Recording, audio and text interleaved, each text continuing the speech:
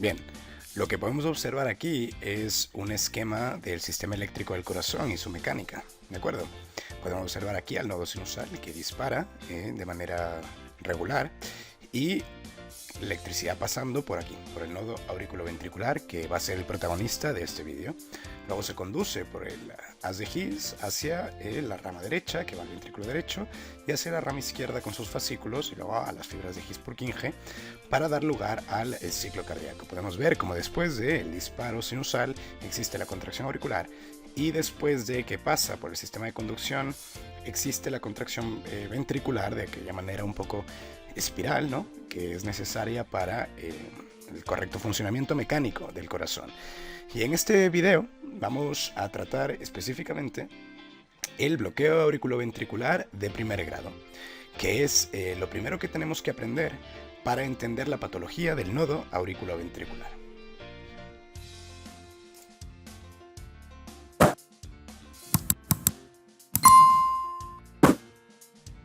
Bien, vamos a empezar entendiendo la patología del nodo auriculoventricular, ¿de acuerdo?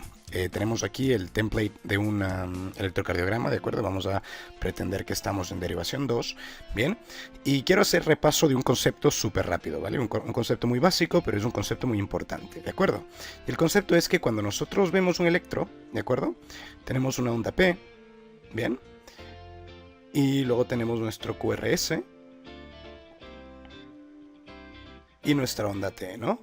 Bien, nuestra onda P, nuestro QRS, nuestra onda T. Ahora, quiero hacer un repaso sobre qué significa el intervalo PR, ¿de acuerdo? Que es el intervalo que tenemos aquí. Entonces, el intervalo PR, recordamos que es el intervalo desde el inicio de la onda P hasta cuando inicia el complejo QRS que le sigue, ¿de acuerdo? Y decimos que este tiempo es el intervalo PR, que tiene que ser menor de 200 milisegundos, ¿no? O 0,2 segundos, o lo que también pues, se conoce como 5 cuadraditos pequeños, ¿no? Y en este caso hemos hecho uno de 1, 2, 3 y 4, ¿de acuerdo? Entonces, en realidad, este PR que hemos dibujado nosotros es aproximadamente de 160 milisegundos, porque son 4 cuadraditos pequeños. Si cada cuadradito pequeño es 0,04, tenemos 0,04, 0,08, 0,12 y 0,16, ¿bien? 160 milisegundos es el PR, por ende es un PR normal, ¿no? Ahora bien, quiero que entendamos de qué está constituido el intervalo PR. Como podemos observar claramente, el intervalo PR corresponde a la duración de la onda P, ¿de acuerdo? Y a este segmento, este pequeño segmento, desde el final de la onda P hasta el inicio del QRS, ¿bien? Entonces, este segmento, ¿de acuerdo? Lo que significa es un pequeño retraso que suele existir, ¿bien? Desde que la electricidad llega, desde el nodo sinusal, la electricidad llega al nodo auriculoventricular y suele producirse un pequeño retraso hasta que la electricidad desde el nodo auriculoventricular se propaga por el resto del sistema, ¿de acuerdo? De conducción. Entonces, quiero que tengan esto en mente para ver el esquema que tenemos a continuación. Bien, ahora tenemos este esquema, ¿de acuerdo? Y en este esquema podemos ver una representación del sistema eléctrico. Bien, quise empezar con aquel dibujo de electrocardiograma para poder entender qué sucede cuando existe patología del nodo auriculoventricular. Habíamos dicho entonces que nuestro intervalo PR era consecuencia de, pues, la duración de la onda P, ¿no? Más este segmento que existe aquí, ¿de acuerdo? Y este segmento que existe aquí, habíamos dicho que es un retraso fisiológico, un retraso normal que sufre la electricidad cuando llega a este punto. Cuando la electricidad desde el nodo sinusal llega a las proximidades del nodo auriculoventricular, siempre suele existir un retraso fisiológico, ¿vale? Que suele durar y tiene que durar normalmente menos de 100 milisegundos, ¿de acuerdo? Menos de 100 milisegundos o menos de 2 cuadraditos y medio, ¿no? O 0,1 segundos, ¿de acuerdo? Esta es la duración normal de este pedacito que existe aquí. Entonces, vamos a entender qué sucede cuando existe patología en el nodo auriculoventricular. Bien, para ello, vamos a ponerle un poco nombres al sistema de conducción. Tenemos aquí el nodo sinusal y aquí está el protagonista de este vídeo, que es el nodo auriculoventricular. Vamos a hacer un corte en el nodo auriculoventricular y lo vamos a expandir, ¿de acuerdo? Para ver un poco cómo entenderíamos el nodo auriculoventricular en un esquema, ¿de acuerdo? Vamos a imaginar que el nodo auriculoventricular es algo parecido a esto, ¿de acuerdo? Este sería nuestro nodo auriculoventricular. Y hemos dicho que normalmente la electricidad, ¿de acuerdo?, llega por todos lados, sufre un pequeño retraso, ¿no?, fisiológico, pasa y sigue de largo. Ya aquí entraría pues a las de His, y luego pues rama derecha y rama izquierda con sus dos fascículos, y luego His-Purkinje. Muy bien. Ahora, ¿qué sucede cuando este nodo está enfermo? Pues lo que sucede cuando el nodo está enfermo normalmente es que existe algún tipo de degeneración fibrosa, ¿de acuerdo? Existe algún tipo de degeneración fibrosa de esta manera.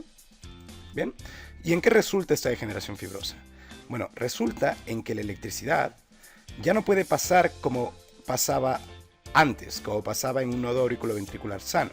Si existe degeneración fibrosa, la electricidad se va a encontrar con algunos stops a lo largo del camino, ¿de acuerdo? Entonces, vamos a pretender que existe una degeneración fibrosa de este tipo. ¿Qué le va a suceder a la electricidad? Va a llegar y se va a encontrar aquí con una traba, no puede avanzar, ¿de acuerdo? Y le va a tardar más tiempo recorrer el interior del nodo, ¿bien? Entonces, el retraso que va a existir del paso de la electricidad desde que llega al nodo auriculoventricular hasta que pasa a las de His va a ser mayor, va a haber un aumento del retraso, ¿de acuerdo? Normalmente va a crecer por encima de aquellos 100 milisegundos que nosotros teníamos calculado antes, ¿bien? Entonces, en el electrocardiograma, esto es lo que se conoce como un alargamiento del intervalo PR, ¿de acuerdo? Entonces, si decimos que esto es derivación 2 y nosotros observamos una P, ¿de acuerdo? Y luego, este segmento es demasiado largo, es decir, este PR, ¿de acuerdo? Vamos a ponerlo de otro color. Este PR, de aquí a aquí, es mayor de 200 milisegundos. Ese alargamiento se produce debido a que ahora la electricidad tiene un retraso mayor al momento de intentar pasar a través del nodo auriculoventricular. Y por ende, tenemos un PR largo, un PR alargado. Y eso es el fundamento del bloqueo auriculoventricular de primer grado.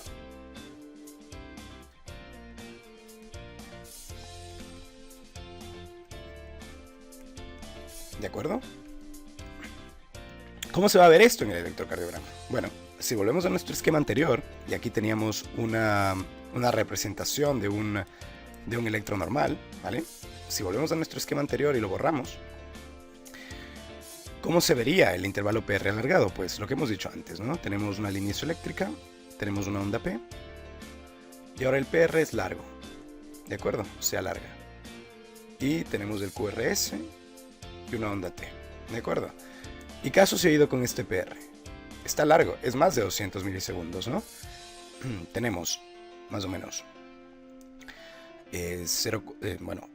40, 80, 120, 160, 200, 220, 240. Entonces, aproximadamente tenemos un PR de 240 milisegundos. Y si hemos dicho antes que la duración del PR normal es de 200, ¿eso por qué? Porque el tamaño de la onda P tiene que ser máximo 0,1 milisegundos, perdón, 0,1 segundos, o sea 100 milisegundos, ¿de acuerdo? Y hemos dicho que este segmento de línea isoeléctrica tenía que ser máximo también de 100 milisegundos, pues entonces el tamaño máximo que puede tener el PR, el intervalo PR, es de 200 milisegundos. Y aquí tenemos un PR de 240 milisegundos, porque tenemos patología en el nodo auriculoventricular. Y eso es lo que se conoce como un bloqueo auriculoventricular de primer grado. Bien, y ahora vamos a entender cómo se ve el bloqueo auriculoventricular de primer grado dentro del electrocardiograma, ¿de acuerdo? Y tenemos aquí una tira de derivación 2, ¿bien? Y observamos este ritmo, ¿bien? Y podemos observar nuestra onda P, nuestro QRS y nuestra onda T. Y si observamos, es muy fácil darnos cuenta que esto cumple los criterios que hemos hablado para el bloqueo auriculoventricular de primer grado. Tenemos nuestra onda P, ¿bien? Y tenemos este pequeño segmento que es el que está entre la onda P y el QRS, y ambos compondrían nuestro intervalo PR. Y si observamos nuestro intervalo PR, ¿de acuerdo?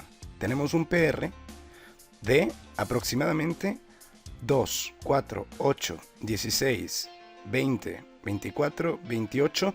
Es un PR de aproximadamente 280 milisegundos. Por ende, cumple criterios de que el PR es demasiado largo. Esto es un bloqueo auriculoventricular de primer grado. Y si observamos la frecuencia, de acuerdo a la frecuencia cardíaca, y tenemos, sería 300, 150, 100, 75 y un poquito por encima de 60, 65 latidos por minuto aproximadamente. Entonces, la frecuencia cardíaca es aproximadamente 65 latidos por minuto. Sin embargo, el bloqueo auriculoventricular de primer grado no se considera un criterio de bloqueo suficiente como para tratarlo con una intervención de un marcapasos, ¿vale? Porque normalmente el paciente suele tener una clínica ausente, ¿de acuerdo? No suele tener, 65 latidos por minuto no es una bradicardia franca, ¿no? Y no suele tener clínica de presíncope o clínica sincopal que merite una preocupación clínica por este alargamiento de la conducción auriculoventricular, ¿de acuerdo? Y podemos observar otra tira, aquí tenemos otra tira, en la que es mucho más evidente el alargamiento de la onda P, ¿no? Entonces, si nos ponemos a buscar en este electro, vemos QRS, vemos una onda T, y claro, no vemos la morfología de la onda P a la que estamos acostumbrados, y es porque la onda P está aquí, es esto, está montado sobre la T, ¿de acuerdo?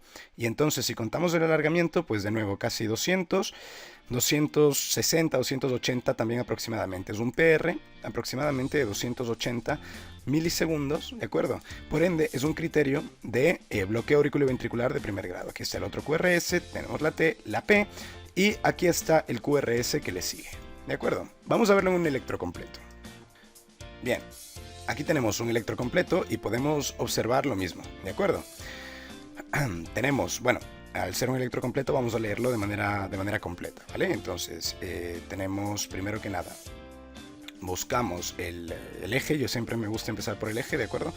Y tenemos tenemos AVL positivos, AVF es positivo también, y 3 es isobifásico, ¿de acuerdo? Por ende el eje es normal, el eje está un poquito más o menos por 30 grados, ¿de acuerdo? El eje está más cerca de 2, sí, más o menos entre 0 y 30 grados se encuentra el eje, ¿de acuerdo? Y la frecuencia cardíaca es un poco lenta, vamos a ver, 300, 150, 100, 75 y bueno, por encima de 60, tenemos 65, 68 latidos por minuto, tenemos una frecuencia cardíaca normal, aunque puede estar un poquitín, ¿no? Un poquitín lenta, ¿no? Bueno, 65 es una frecuencia cardíaca normal, no es una bradicardia franca, y vamos a ver un poco si es que encontramos nuestras ondas, y tenemos, para que esté en ritmo sinusal, recuerden, siempre tiene que haber una P antes de cada QRS, y cada P tiene que ser seguida por un QRS, ¿de acuerdo? Entonces tenemos aquí la P, esto, tenemos un QRS, y aquí está la T, y aquí está la siguiente P, ¿de acuerdo? Como podemos ver, el ritmo es regular, pero tenemos un PR muy largo, ¿de acuerdo? Es un PR, pues tenemos un PR de 2, de 4, es un PR de aproximadamente 400 milisegundos, ¿de acuerdo? Lo que constituye, de nuevo, a un bloqueo auriculoventricular de primer grado, ¿bien? Bloqueo auriculoventricular de primer grado. Bien, aquí tenemos este electro es un poco más interesante, ¿de acuerdo? Tenemos un eje normal, de nuevo, tenemos un ritmo a 300, 150, 100 latidos por minuto, 300, 150, 100, sí, 80 más o menos, 80 latidos por minuto, 90 latidos por minuto, ¿de acuerdo? Es decir, es un ritmo normal y tenemos PQRST, por ende es ritmo sinusal. Es verdad que aquí tenemos un patrón especial, que haremos un vídeo dedicado específicamente a esto, que es un bloqueo de rama derecha. De acuerdo, aquí tenemos el típico patrón que se conoce como RR', ¿bien?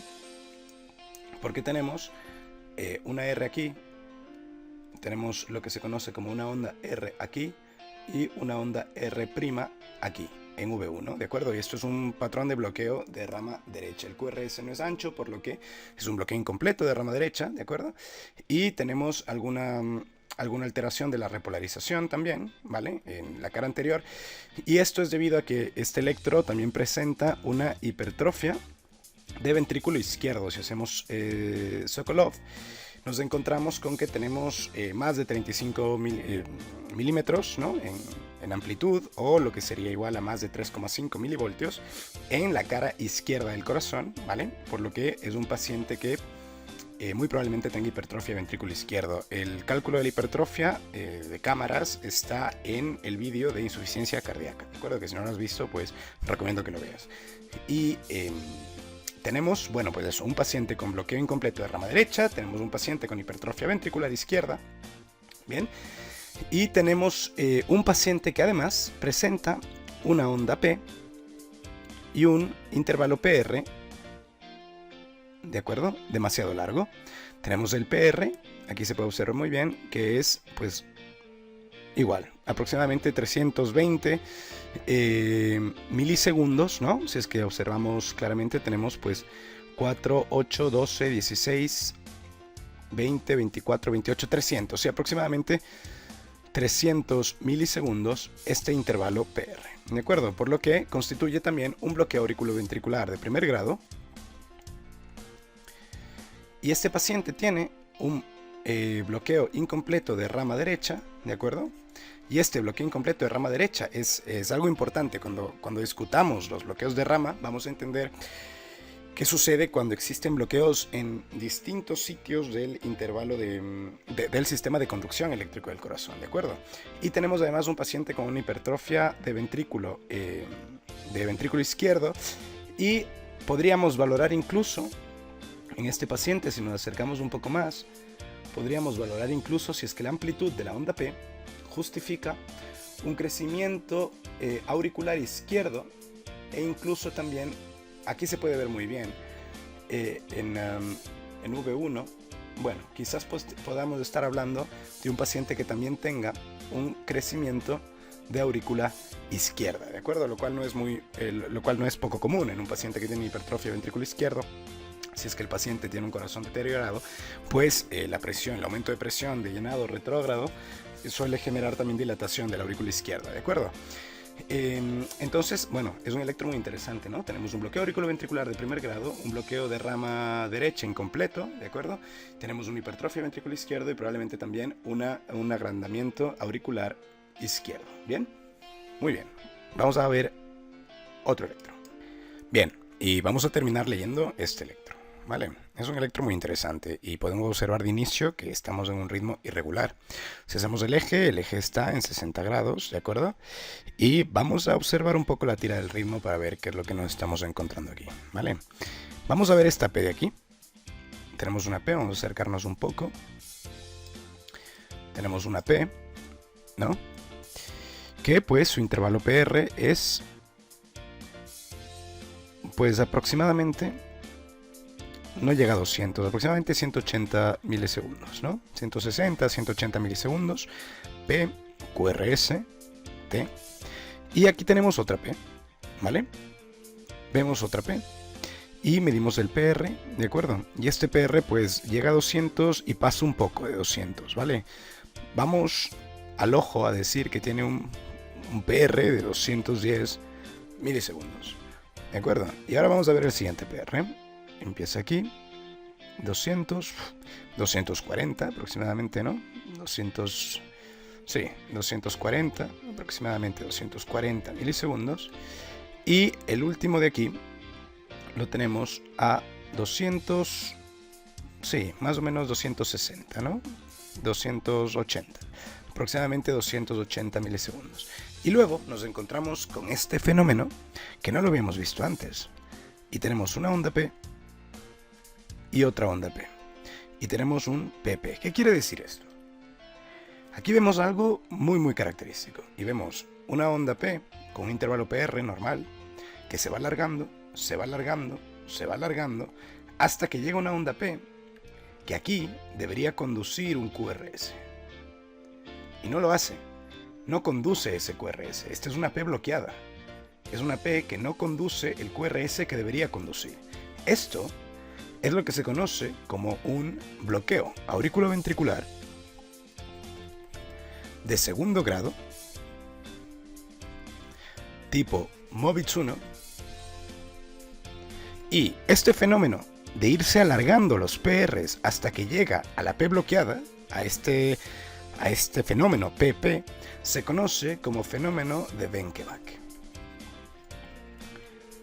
Y quería terminar con este electro porque esto es lo que vamos a tratar en el siguiente vídeo, ¿vale? En el siguiente vídeo vamos a ver el bloqueo auriculoventricular de segundo grado de tipo Movitz 1 y vamos a entender, a medir y a entender qué es lo que sucede en el fenómeno de Benkeback, que es lo que se produce con este bloqueo.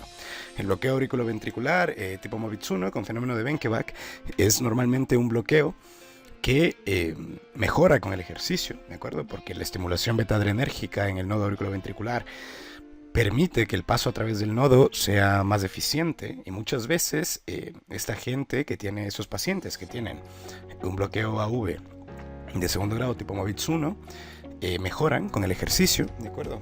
Y no tienen síntomas en el ejercicio, por lo cual no son meritorios de intervención con un marcapasos. Sin embargo, como he dicho, pues este va a ser el tema del siguiente vídeo. Así que nada, hasta aquí el vídeo de hoy. Espero que haya sido útil para ustedes y nada, como siempre, gracias por verme y nos vemos en la siguiente clase.